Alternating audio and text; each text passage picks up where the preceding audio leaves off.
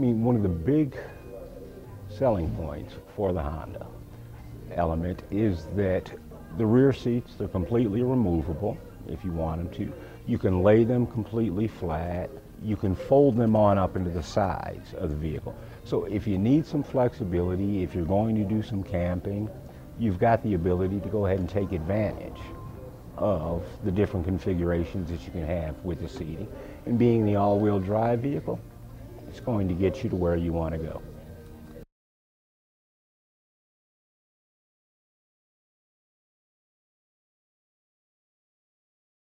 One of the nice things with the Element is it's a crossover utility vehicle. Consequently, it's going to be built on a car frame, a unibody frame, and you're going to have a more suspension similar to a passenger car.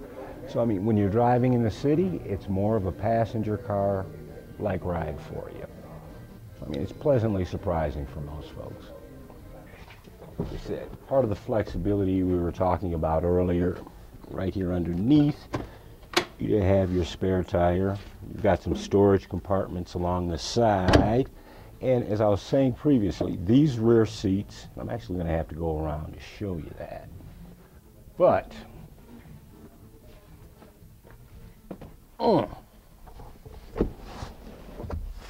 flat. The front seat will also go completely back. Okay. If you needed to, we can go ahead and there's a latch underneath. We release it here.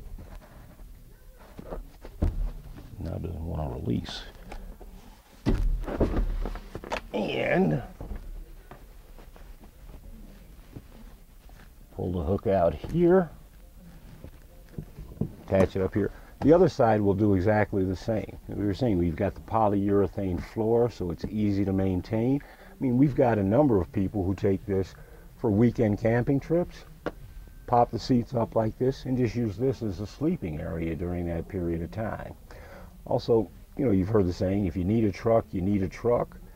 Here, you're not necessarily going to need a truck if you've got some larger items that need to be moved. If you'd like to, on occasion, you can actually remove both of these rear seats so you've got a much larger interior space for, you know, whatever your particular needs are at that point in time.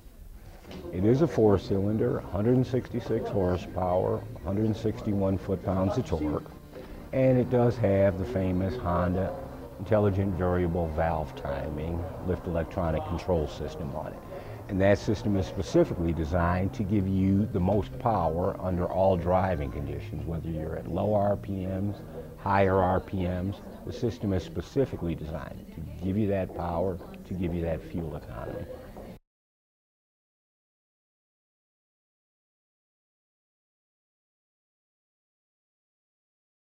Going to be looking at 19 in the city, 24 on the highway.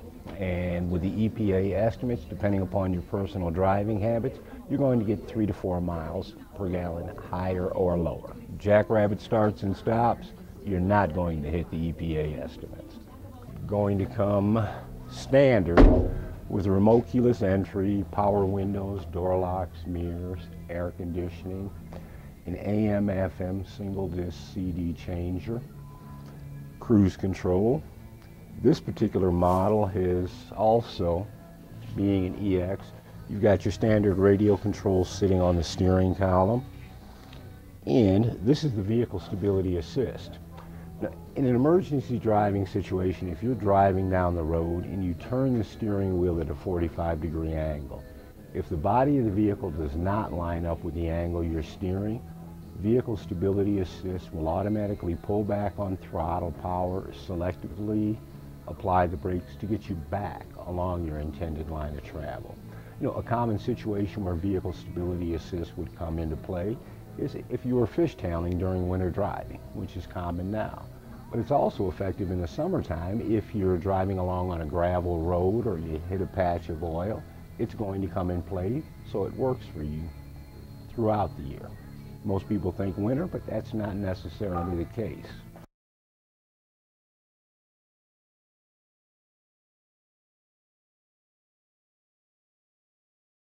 Throughout your Honda product line, you've got the maintenance minder system.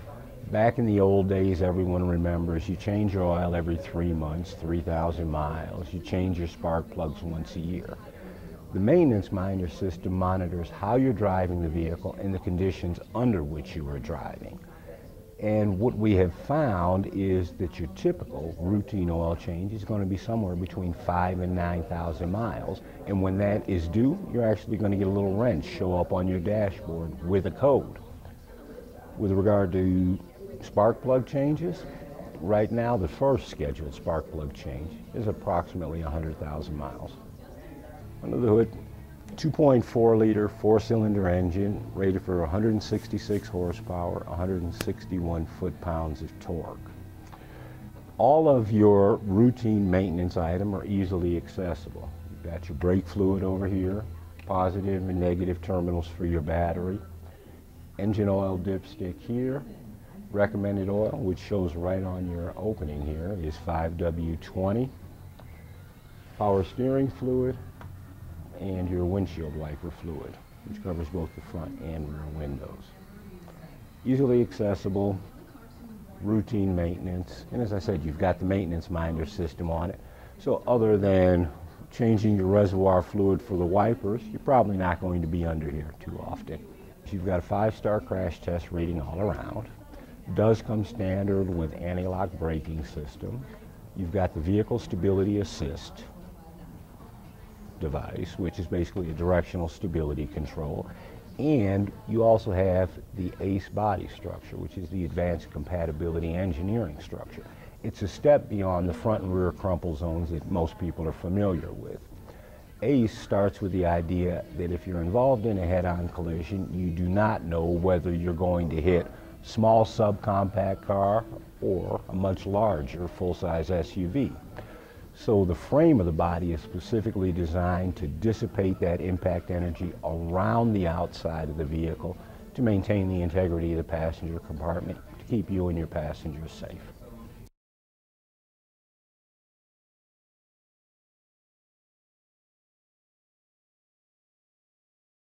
As I said, the Element is more designed for the outdoorsy type individual, the person who's going to be camping, or the person who on occasion needs to move a significant amount of items because of that flexibility with the rear seating.